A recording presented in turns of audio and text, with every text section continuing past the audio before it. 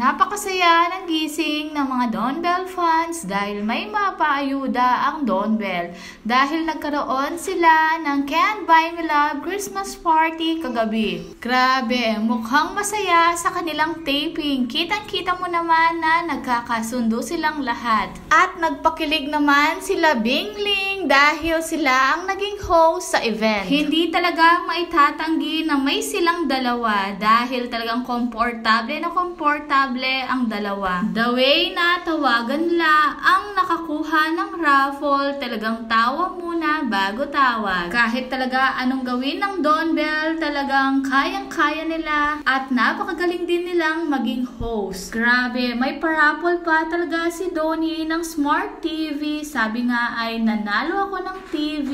Thank you Ninong Donnie, love you. Grabe, napakakapal ng hawak ni Donnie na ampaw. Grabe, iba talaga siya magbigay ng regalo. At kinanta muli nila Darren at Belle ang kanilang trending na kanta na Dati. Kahit saan talaga hindi mawawala ang bulungan ng Phenomenal Love Team Don Bell.